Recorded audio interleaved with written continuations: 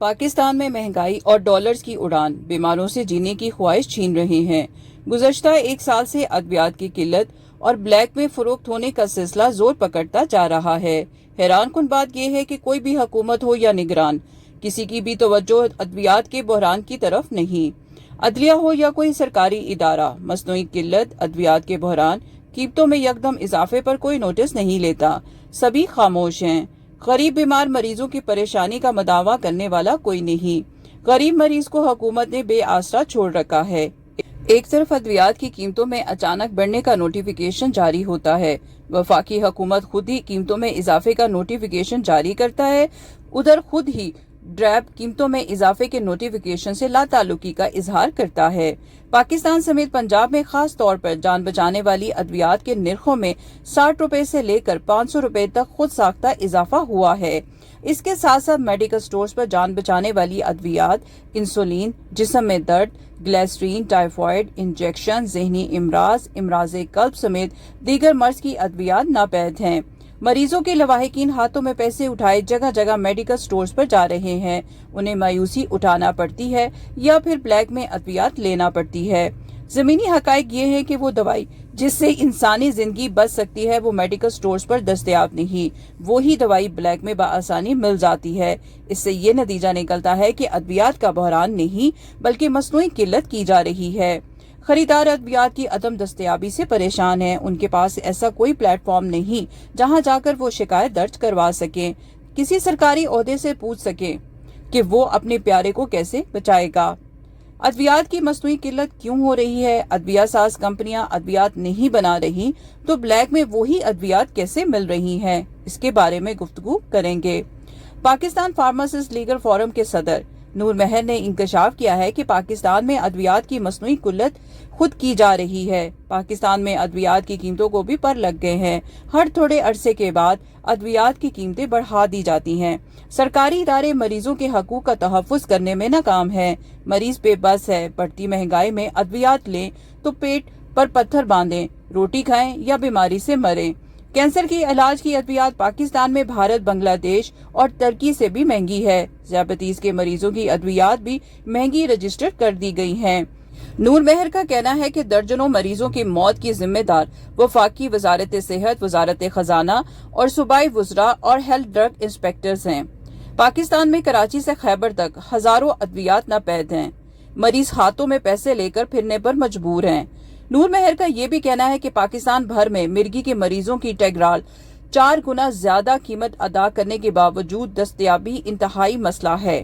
Sugar کے مریضوں کی جان بچانے والی دوا انسولین لائف لائن مارکیٹ میں دستیاب نہیں اور کچھ بلیک میلرز 5 گنا زیادہ قیمت پر بیچ رہے ہیں۔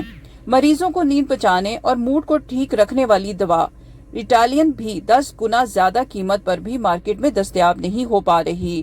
ایلوپیتھک دوا سستی، فولک ایسڈ بھی دستیاب نہیں۔ دل کے مریضوں کی دوا ہیپرین انجیکشن بھی دستیاب نہیں۔ ہزاروں ادویات بالکل دستیاب نہیں ہیں۔ پاکستان میں را مٹیریلز کی کمی، ایل سی کے مسائل، صوبائی ڈرگ انسپیکٹرز کی نااہلی اور وفاقی وزارت خزانہ کی موت کش پالیسیز کی وجہ سے مریض موت کے منہ میں جانے لگے ہیں۔ خواب غفلت میں سوئی ہوئی بیوروکریسی، عدل اور انصاف کی کمی نے مریضوں کو موت کے منہ میں دھکیل دیا ہے۔ وفاقی وزارت صحت فوری طور پر ادویات کی اصل قیمتیں، بڑھی ہوئی قیمتیں اپنی ویب سائٹ پر دے۔ ڈرگ ایکٹ 1976 کے مطابق تمام ادویات برانڈز کے بجائے جینرک میڈیسن سسٹم کے تحت رجسٹر ہوں۔ پاکستان کی تاریخ کا ادویات کا سب سے بڑا بحران اس وقت پاکستان میں موجود ہے۔ کراچی سے خیبر تک مریض ہاتھ میں پیسے لیے پھر رہے ہیں لیکن ادویات دستیاب نہیں ہو پا رہی۔ خاص طور پر مرگی کے مریض اور خاص طور پہ دل کے امراض اور گردوں کے امراض اور انسولین جو شوگر کے مریض ہیں ان کی لائف لائن جو ہے اس وقت دستیاب نہیں ہے۔ خاص طور پہ ذہنی امراض کی ادویات بھی مکمل طور پر ناپید ہونے کو ہے۔ جو 100 روپے کی دوائی ہے وہ 400 اور 500 روپے کی بلیک میں پاکستان میں بیچی جا رہی ہے۔ پاکستان میں ادویات کی عدم دستیابی کا سب سے بڑا مسئلہ جو ہے وفاقی حکومت، خاص طور پہ منسٹری آف فائنانس LCs نہ کھولنے کی وجہ سے اور ادویات کے را مٹیریلز کی بلاکیج کی وجہ سے اور ادویات کی جو قیمتیں ہیں اس پہ مکمل کنٹرول نہ ہونے کی وجہ سے اور صوبائی ڈرگ انسپیکٹروں کی جو ہے صرف بھتہ خوری کی وجہ سے جو ادویات کی دستیابی جو ہے بہت بڑا مسئلہ ہے۔ وفاقی حکومت خاص طور پہ چیف جسٹس آف پاکستان کو اس پہ فوری نوٹس لینا چاہیے اور پاکستان کی تاریخ کا جو اموات کا جو ایک سلسلہ شروع ہو چکا ہے پاکستان میں کہ دوائیاں دستیاب نہیں ہیں، خاص طور پہ جو لائف سیونگ میڈیسنز ہیں اس کی عدم دستیابی جو ہے وہ انتہائی پریشان کن ہے۔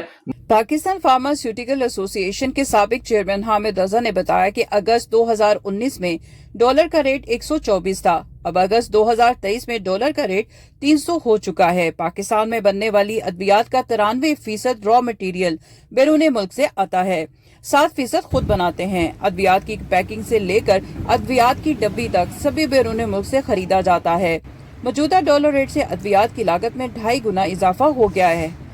ہماری فیکٹریز کے بجلی کے بل 1 کروڑ آتے ہیں، اپنے ملازمین کی تنخواہیں بھی دینا ہے۔ ایسے حالات میں کیسے ادویات بنائیں؟ ادویات بنانے والی کمپنیاں کمرشل ہیں، ڈالرز کا ریٹ بڑھتے ہی دوائی کا بنانا بند کر دیا جاتا ہے۔ بیرون ملک میں ادویات حکومت خرید کر اس پر سبسڈی دیتی ہے، یہاں معاملات بالکل ہی الٹ ہیں۔ بخار، گلے درد اور دیگر گولیاں سیرپ مارکیٹ سے غائب ہو چکی ہیں۔ سیاسی صورتحال اور ڈالرز کا ریٹ بہت بری طرح ادویات بنانے میں اثر انداز ہو رہا ہے۔ مڈل مین دوائی اٹھاتا ہے، منافع خوری کرتا ہے، جب وہ ڈالر کا ریٹ دیکھتا ہے وہی دوائی وہ بلیک میں بیچنا شروع کر دیتا ہے اور اس طرح وہ خوب پیسے بٹورتا ہے۔ ادویات کی عدم دستیابی پر سب سے زیادہ غریب مریض پس رہا ہے، کیونکہ اس کو لگنے والی بیماریوں میں ڈاکٹرز وہ ادویات لکھ کر دیتا ہے جو بازار میں دستیاب نہیں ہوتی۔ ڈاکٹرز کے فارماسیوٹیکل کمپنیز کے ساتھ معاہدہ ہوا ہوتا ہے، وہ ہمیشہ ان فارما کی ادویات لکھ کر دیں گے جس سے اس کمپنی کو فائدہ ہو، کیونکہ ڈاکٹر کو خود اس کا فائدہ ملتا ہے۔ بعض ایسے ڈاکٹرز بھی ہیں جنہوں نے اپنی پرائیویٹ کلینک میں ادویات بھی رکھی ہوئی ہیں، یعنی انہوں نے اپنی فارمیسی کھول رکھی ہے جہاں سے صرف وہ ادویات ملتی ہیں جو ڈاکٹر اپنے نسخے پر لکھ کر دیتا ہے۔ یہی نہیں، مریض کو باقاعدہ ہدایت جاری کی جاتی ہیں کہ وہ کلینک کی فارمیسی سے ہی دوائی لے گا۔ اگر مریض وہ دوائی نہیں لیتا تو عام میڈیکل سٹورز پر وہ میڈیسن نہیں ملتی۔ کچھ ایسے ڈاکٹرز بھی ہیں جو میڈیسن نہ ملنے پر کمپنی کے کسی بھی ذمہ دار کا فون نمبر دے گا، اس سے رابطہ کرنے اور ڈسکاؤنٹ کی بھی پیشکش کی جاتی ہے۔ پاکستان میں جنرک دوائیاں نہیں دی جاتی، یہی وجہ ہے کہ وہ دوائیاں جو ڈاکٹر لکھ کر دیتا ہے وہ ملتی نہیں۔ مریضوں کے لواحقین پریشانی کی حالت میں مارے پھرتے ہیں۔ لواحقین ادویات کی عدم دستیابی اور اپنے مریض کی بگڑتی ہوئی حالت سے اتنے پریشان ہوتے ہیں کہ وہ بلیک میں خریدنے کو دوائی ترجیح دیتے ہیں۔ ایسے افراد نے گفتگو کرتے ہوئے بتایا کہ ہر مہینے ادویات کے ریٹ مختلف ہوتے ہیں، مکمل ادویات نہیں ملتی۔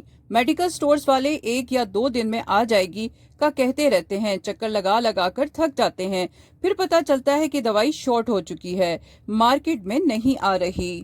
ڈاکٹرز میڈیسن تبدیل کرنے کے بجائے اسی دوائی کو خریدنے پر زور دیتے ہیں۔ کہاں جائیں، کس کو کہیں؟ لوکل دوائی لیتے ہیں تو اس کا مریض پر صحت پر کوئی اثر نہیں پڑتا۔ اگر کسی کے پاس میڈیسن ہو تو وہ بھی مقدار میں کم دیتا ہے۔ دوسرے جانب میڈیکل سٹورز مالکان کہتے ہیں کہ ادویات نہ ملنے سے ان کے کاروبار پر بھی برے اثرات مرتب ہوتے ہیں، ان کی گاہکی خراب ہوتی ہے۔ عوام کا کہنا ہے کہ حکومت نے آبادی کو کنٹرول کرنے کے لیے ادویات کی مصنوعی قلت ڈال دی ہے، نہ ہسپتالوں میں ادویات ملتی ہیں نہ ہی میڈیکل سٹورز پر، عام مارکیٹ میں بھی انہیں پوچھنے والا کوئی نہیں، سبھی مل کر غریب کو مار رہے ہیں۔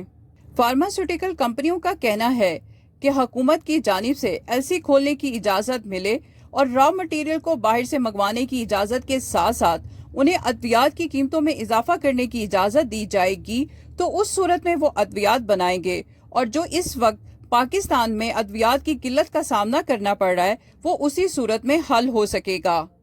عوام کا حکومت سے یہ بھی مطالبہ ہے کہ پاکستان میں 2 نمبر یعنی کہ جعلی ادویات بھی بنائی جا رہی ہیں، اور ایسی بہت سی فیکٹریز اور کارخانے ہیں جو گھروں کے اندر جعلی ادویات بنا کے مارکیٹ میں فروغ کر رہے ہیں۔ ایسی کمپنیاں اور ایسے جعلی جو فیکٹریز ہیں جہاں پر جعلی ادویات فروغ کی جا رہی ہیں ان کے خلاف بھی ایکشن لیے جائے۔